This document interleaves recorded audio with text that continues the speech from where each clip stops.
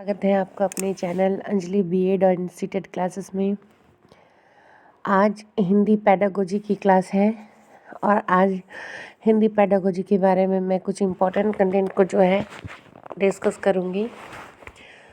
और यदि आप चैनल पर सबसे पहले तो आप चैनल को लाइक शेयर और सब्सक्राइब कर दें ताकि जो भी नोटिफिकेशन आप लोगों को पहले मिल सके। फ्रेंड्स, तो आइए हम लोग स्टार्ट करते हैं भाषा से कि लैंग्वेज क्या है। भाषा हमारे जीवन को व्यक्त करने तथा दूसरों के विचारों को समझने का एक साधन है। भाषा हमेशा जो है एक साधन के तौर पे रहा है, जो कि एक अपने भावों को, दूसरे के भावों को, अपने भावों को, विचारों को हम समझ सकते हैं, उसका आदान प्रदान हो सकता है और ये एक रिसोर्स की तरह काम करता है। केवल संप्रेषण का माध्यम ही नहीं है, इनके अन्य कुछ प्रकार भी है। अब संप्रेषण का अर्थ होता है कम्युनिकेशन। अब ये सिर्फ कम्युनिकेट करने का ही एक माध्यम नहीं है, इसके बहुत सारे कार्य भी हैं और महत्वपूर्ण कार्य हैं। आइए देखते हैं क्या है। भाषा विचारों के आदान प्रदान का साधन के रूप में है। जैसा कि मैंने बताया कि भाषा से हम अपने और दूसरों के भावों को समझ सकते हैं, आदान प्रदान कर सकते हैं और उन्हें, उनके विचारों को, अपने विचारों को हम व्यक्त भी कर सकते हैं। इसलिए यह एक साधन के रूप में है। दूसरा पॉइंट्स क्या हो जाएगा कि भाषा सामाजिक जीवन को सार्थक करने के रूप में है। तो बिल्कुल भी सही है। मनुष्य को सामाजिक और सामाजिकरण के लिए भाषा जो है सबसे ज़्यादा ज़रूरी चीज़ है, क्योंकि बिना भाषा के हम लोग एक दूसरे से संपर्क भी नहीं कर सकते, एक दूसरे की बात को समझ नहीं सकते, अपने विचारों को व्यक्त भी नहीं कर सकते। भाषा ज्ञान प्राप्ति के साधन के रूप में है। बिल्कुल भी बात सही है, क्योंकि भाषा से ही हम लोग ज्ञान प्राप्ति कर सकते हैं। विचार हमारे दिमाग में, हमारे संज्ञान पे कितना भी क्यों ना हो, लेकिन भाषा के द्वारा ही हम उसे व्यक्त कर सकते हैं। तो भाषा ज्ञान प्राप्ति का एक साधन के रूप में है। देखिए फ्रेंड्स, जहाँ साधन आता है तो वहाँ ये एकदम इम्पॉर्टेंट बात हो जाती है कि साधन के तौर पे ही कार्य करता है। अगला पॉइंट्स है कि भाषा साहित्य, कला, संस्कृति और सभ्यता को विकसित करने में सहायता करता है। तो ये बात बिल्कुल भी सही है कि भाषा, साहित्य, कला, संस्कृति, जो भी हमारे कल्चर है, सभ्यता है, उन सब को डेवलप करने में ये एक इम्पॉर्टेंट रोल प्ले करता है, क्योंकि बिना लैंग्वेज के, बिना भाषा के हम लोग जो है कुछ भी नहीं कर सकते। लिपि भाषा का लिखित रूप होता है। ये चीज़ हमें इम्पॉर्टेंट है, ये चीज़ हमें याद रखना है कि लिपि जो है भाषा का लिखित रूप होता है। भाषा और लिपि के बीच कोई निश्चित संबंध नहीं होता। कोई भी भाषा किसी भी लिपि में लिखी जाती है। तो देखिए फ्रेंड्स, कई बार सीटेट के एग्ज़ाम में ये पूछा गया है कि क्या भाषा की कोई अपनी लिपि है। तो हम लोग ये नहीं कह सकते कि भाषा की कोई अपनी लिपि है। भाषा की कोई भी अपनी लिपि नहीं है। भाषा कभी भी किसी भी भाषा में लिखी जा सकती है, तो इसकी कोई अपनी लिपि नहीं है। मुख्यतः जो है भाषा के 3 रूप है। भाषा के मुख्यतः 3 रूप है: लिखित, मौखिक और सांकेतिक भाषा। ये तीनों का जो है भाषा में बहुत बड़ा योगदान है। अब भाषा से ही ये तो हम लोग जान गए कि भाषा के 3 प्रकार हैं। अब सबसे इम्पॉर्टेंट बात आता है कि भाषा अर्जन और भाषा अधिगम क्या है, language acquisition and language learning.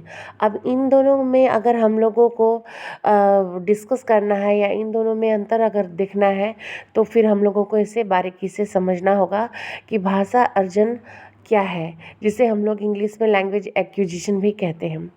देखिए, तो भाषा अर्जन क्या है, तो सबसे पहले हम लोग ये डिस्कस करेंगे कि मनुष्य में जो जन्मजात क्षमता होती है, कोई भी मनुष्य में, कोई भी व्यक्ति में जो है ये एक जन्मजात बाय बर्थ जो है यह एक विशेषता होती है कि वो अपने इन्वायरमेंट के, अपने चारों ओर का भाषा जो है एक्वायर कर सकता है, अर्जित कर सकता है। सुन करके ही वो उसमें, उसके ज़हन में आ जाती है और सुनने से ही उसका जो है वो अर्जन हो जाता है, जिसका प्रयोग करके मनुष्य भाषा का सहज रूप से प्रयोग करने सीख जाता है। बिना किसी विशेष प्रयास के। और ये भी बात सही है कि हम लोगों को कोई एफर्ट नहीं लगाना पड़ता है भाषा अर्जन में। यानी अगर सिंपल सी बात लाइन में कहें तो हमारे पर्यावरण से जो बिना हम किसी प्रयास के सीख जाते हैं वही भाषा अर्जन है। भाषा अर्जन एक स्वाभाविक प्रक्रिया है, ये एक इनर एबिलिटी है जो बच्चा जन्म से ही सीख जाता है। और बच्चा जब जन्म लेता है तो अपने पेरेंट्स, अपने माता पिता, अपने इन्वायरमेंट, जो भी वो जो चीज़ सुनता है, समझता है, वही वो एक्वायर कर लेता है। तो जो भाषा अर्जन जो है यह एक स्वाभाविक प्रक्रिया है, इसमें वातावरण का प्रभाव पड़ता है और ये एक सहज प्रक्रिया भी है। सहज इसका मतलब ये है कि इसमें कुछ जो है हम लोगों को कोई प्रयास नहीं करना है। तो ये एक अवचेतन प्रक्रिया भी है। अवचेतन प्रक्रिया है। अर्जन का संबंध मातृभाषा से ज़्यादा होता है, तो लैंग्वेज एक्वायर जो भी लैंग्वेज हम लोग एक्वायर करते हैं, जो अर्जन करते हैं, वो जो है हमारी नेटिव लैंग्वेज भी हो जाती है। तो ये एक अनौपचारिक प्रक्रिया है, इनफॉर्मल प्रोसेस है ये। इसे हम लोग सोच समझ के नहीं कि चलो भाई हम लोगों को लैंग्वेज एक्वायर करना है, ये ऑटोमेटिक हो जाता है। तो ये हो गया भाषा अर्जन। भाषा अर्जन जो है अब किस वजह से होता है, किन कारणों से होता है, अब आइए देखते हैं। हमारे अंदर आंतरिक क्षमता है कि हम भाषा को स्वाभाविक रूप से अर्जित कर लेते हैं अपने पर्यावरण से। तो जैसा कि मैंने कहा कि ये हमारे अंदर एक इनेट एबिलिटी है जो कि हम लोग कर सकते हैं इसे। जब बच्चा पैदा होता है तो वो अपने परिवार से सीखता है, जो भी परिवार में वो सुनता है वो सारे लैंग्वेजेस को वो अपने और एक्वायर करता है, उसे वो अर्जन करता है। अब बात करते हैं हम लोग कि मातृभाषा क्या है। तो मातृभाषा किसी भी व्यक्ति के लिए भाषा का पहला रूप, अतः बच्चे के घर में बोली जाने वाली जो है भाषा वो मातृभाषा कहलाती है, जिसे हम लोग जो है नेटिव लैंग्वेज भी कहेंगे। यानी कि जो बच्चा एक्वायर कर ले, जो घर से सीखे, पहली बोली जो बच्चा सीखता है वो घर से सीखता है और वही उसकी मातृभाषा कहलाती है। तो फ्रेंड्स, ये था भाषा अर्जन, लैंग्वेज एक्विजिशन। और अब हम लोग बात करेंगे लैंग्वेज लर्निंग की। तो फ्रेंड्स, अब हम लोग बात करते हैं भाषा अधिगम की। तो भाषा अधिगम क्या है, आइए हम लोग देखते हैं। भाषा अधिगम में प्रयास की आवश्यकता पड़ती है, चेतन रूप से सीखी जाती है। भाषा लर्निंग यानी लैंग्वेज लर्निंग जिसे हम लोग कहते हैं, वह एक प्रयास के द्वारा होती है। यानी कि हम लोग प्रिपेयर्ड होकर उसे सीखते हैं कि चलो भाई अब हम लोगों को दूसरी लैंग्वेज सीखनी है, तो वो चेतन रूप से सीखी जाती है। नियम सीखने होते हैं इसमें भाषा लर्निंग में, जिसके लिए हम लोगों को किताबें पढ़नी होती है। तो यह एक फॉर्मल प्रक्रिया भी है। शिक्षकों की ज़रूरत पड़ती है इसमें हमें भाषा अधिगम करने में, लेकिन भाषा अर्जन में जो है कोई भी शिक्षक की आवश्यकता नहीं है, ये ऑटोमेटिक एक्वायर हो जाती है। भाषा अधिगम का संबंध दूसरी भाषा से है, यानी कि भाषा अर्जन जो आपकी पहली भाषा होगी और जिसे हम सीख रहे हैं वो भाषा अधिगम के द्वारा दूसरी भाषा हो जाएगी।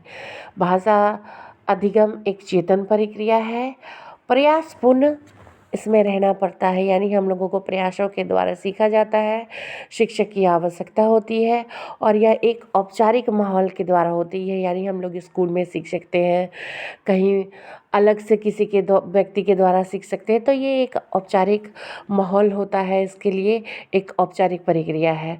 स्किनर ने क्या कहा है कि स्किनर के अनुसार ये जो है एक इनेट एबिलिटी है कि स्किनर के अनुसार भाषा जो है हम लोग अनुकरण करके सीख सकते हैं। इसमें आपको पुनर्बलन की आवश्यकता होगी। तो ये तो थी हमारे भाषा अर्जन और भाषा अधिगम में हमारे अंतर। फ्रेंड्स, तो आप इस अंतर को बारीकी से नोट्स में देखिएगा और फिर जो है आप लोग इसे पढ़िएगा, रिवाइज करिएगा। आप लोगों के लिए ये काफ़ी यूज़फुल रहेगा।